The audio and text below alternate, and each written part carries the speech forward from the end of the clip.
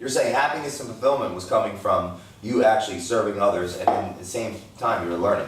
Right, so like coming back to the whole point of energy, like I think we're going to be high energy people, meaning that we're not just coasting on life, we're living life, and life is energy, all this whole stuff, this whole spiel. The huge difference came not only like by learning stuff, but also talking on podcasts, interacting with other people. There's also been times students have reached out to me. I do a little bit of coaching as well. And living the life where I was not only just learning, but also transmitting or passing on that knowledge to other people in some way, and then sharing that in a bigger way, that living of that process has been the biggest like energetic change. It has to be more fulfilling because, I mean, it must be rooted in our biology. Yeah. Neurologically speaking, we're supposed to be more likely to form stronger neural nets if we teach. Yeah. So, and now if we look at biology, well, if that wasn't the case, or that would be the effect of the cause of having kids and then needing to make sure that they don't die.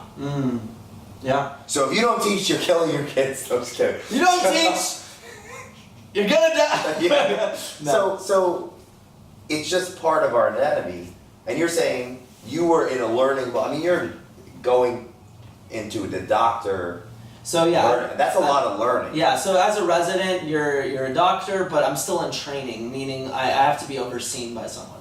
And it's nonstop reading and papers and reading what papers. Does it look like? Like just nonstop learning. So like the thing is like you're only as good as what you do. Like, you know, not all doctors are created equal. That's what I'm saying, right?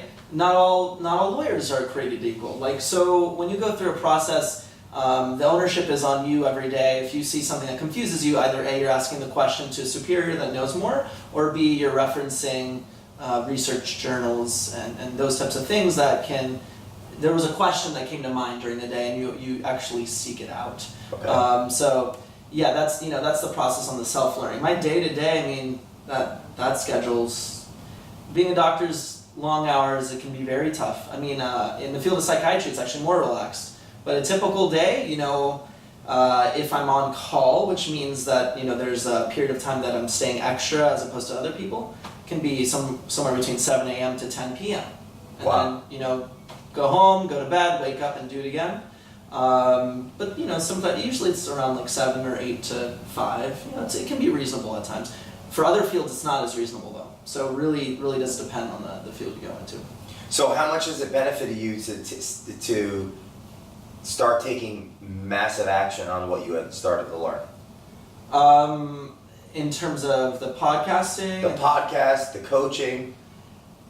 I mean, the benefits have been huge. I mean, again, I think when I took my ego aside and basically said, like, I'm going to be courageous in the face of not knowing how people are going to perceive me, I think that was the big thing for me, is the perceptions of others. I think a lot of people, you know, feel strongly about that. So then not put it out there. Yeah, so my fear was, I'm going to put myself out there in some way, via podcasting, via just blogging, whatever, what have you, putting out content, and the perceptions of others, like, they were somehow, the fear was, and I guess it all has to come down to survival. The fear is, I'm going to be shunned by my group or my tribe, right? Maybe the people at work. The people at work, those types of things. And honestly, I'm not kidding, you know, I still don't actively promote it.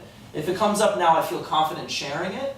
But initially, I was nervous. I didn't know how my community was going to take it. Overall, I will say, when you do something great and you truly come out of a really good place, people love it. I mean, 9 times out of 10, it's a very positive comment. If one person doesn't really truly hate you, you're not out there.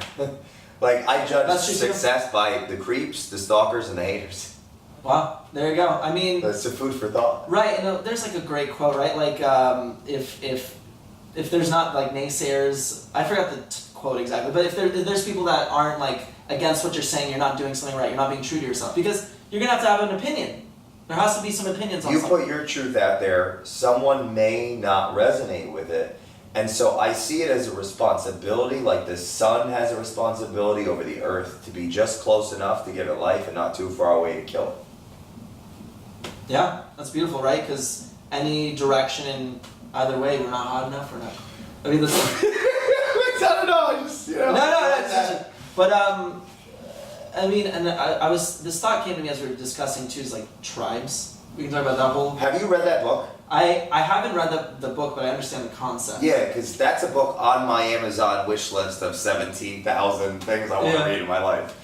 So what is the concept? Because I don't know it. Well, so I mean, there's a couple things, right? So our evolution is we're tribal people. So this is a whole issue now that we're having with the digital age, which is we came from tribes, we came from communities. So when you're going to live in a tribe, you have friends, you have your family, whatever, and that fear that we were talking about in terms of putting an idea out there, if people don't accept you, like if they don't accept your idea, like you're shunned, you're going to be excommunicated from your tribe, and all of a sudden, you can't get seeds, you can't get berries, you can't get food, you can't get water.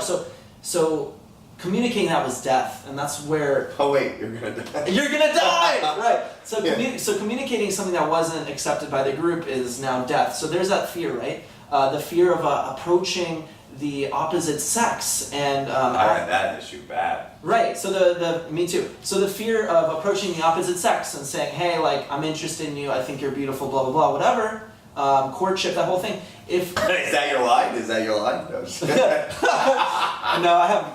Let's not go down there. Let's not go down there. Cheers. So you go down. So if you weren't accepted by that female or male who you thought was attractive and someone that fit you, like everyone else would know about it, and then boom, you've lost your ability to pass on your genes. So these were really life or death situations. Now we've taken that brain and we've brought it to 2018, where we have so many choices, so much possibility. One swipe away. One swipe away, hashtag Tinder life, hashtag Bumble life, you know?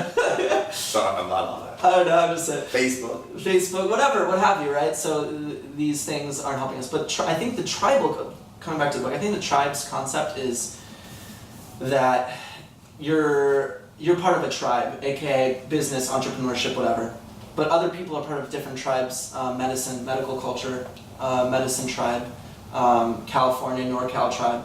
And every tribe has a different set of beliefs, core values, whatever, right? Actions, thought patterns. And the more tribes you can become a part of, the more you can understand bigger perspectives and communicate and collaborate. I believe that's the concept. Well, that's an ingenious concept. And it's a byproduct of our biology to form these mini ecosystems within ecosystems of belief. Right. And if we can form agreement with the other tribes, then we'll always be at war. And if you look at history, we've been at war 97% of human history, or something ridiculous like that. Yeah. So it comes down to, it's funny, a lot of the topics that we talked about today, awareness and emotional intelligence and just learning and curiosity and understanding and all these high level human, I would argue, consciousness, high level frequency, courage, right? That's really what it takes to work with other tribes. To stop. So it's almost scary though. It's like, wait, if that's what it takes, but the facts are we've been at war for 97% of human life. Where are we going? I don't know, right? What are your thoughts on that? It's so funny we're talking about life or death, but like in some ways, like, I mean, look at all these cultural battles we're facing. Israel versus Palestine. All these racial issues we're fighting. I mean, there's so many battles we're facing right now, right? There's barriers. There's fear of crossing into different tribal lines. I just had a guy on Facebook this morning who I know is genuine. He put a post that it was like, anyone that has said that the Quran was of hatred and evil, has anyone actually read it? And there was like 32 comments.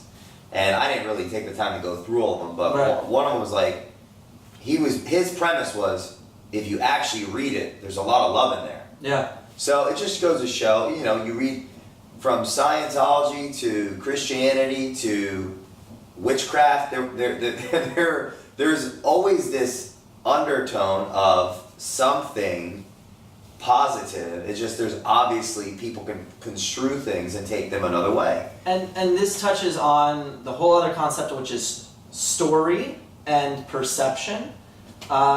Anyone can look at any situation.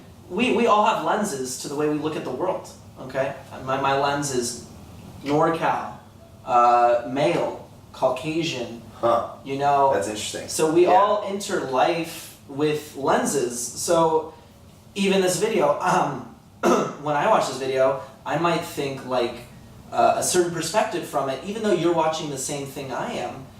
Your meanings that you take from that story are different. And, you know, we talk about the Quran, we talk about the Bible, we talk about Scientology, any of these belief systems, you know, honestly, people could spin it however they want. And you just made an amazing point, because there's a book called Maps of Meaning. The author is Peterson, Jordan Peterson. He got famous, professor in Canada. He's got famous recently for a lot of his YouTube stuff. That it just sparked it. It's like everywhere you've ever lived, and all of those tribes that you've been in have stacked up these lenses to, you know, indoctrinate you into a specific perspective. Right. So how you see this could be you hear Chinese subtitles when someone else hears Nigerian subtitles. In the sense of that's how profound the difference of perspective someone watching this, like from their perspective, from you watching this, as if there's literal subtitles of different language going on, because that's how different we perceive things based on all the things that have ever happened in our life. Like, how do we live in a world where the, you know, like... Right. Well, think about this video as an example. Someone's gonna watch this and say like, that was awesome. Someone's gonna watch this and say like, that was... Are they on drugs? Who are these people? Yeah, like, yeah. Why is he wearing velvet? Who are these people? Who are these people that are sitting here acting like they know things, blah blah blah, whatever? Who are these people thinking that they have the authority to discuss these topics? On the flip side, people are like, oh, that was amazing, you know. And that, again, those are going to be the lenses based off of ego, based off of fear, based off of love, acceptance, courage, you know. So I think the takeaway is to be aware. Of your own tribes. And aware of your own tribes, but also the willingness to explore, and like when we come back to the concept of awareness, knowing what tribes, knowing what lenses you have, but also being aware of the other tribes out there and maybe taking a step towards that. You know, the understanding there's many ways to look at the world, and it's important to stay open. And if you don't, you're gonna die.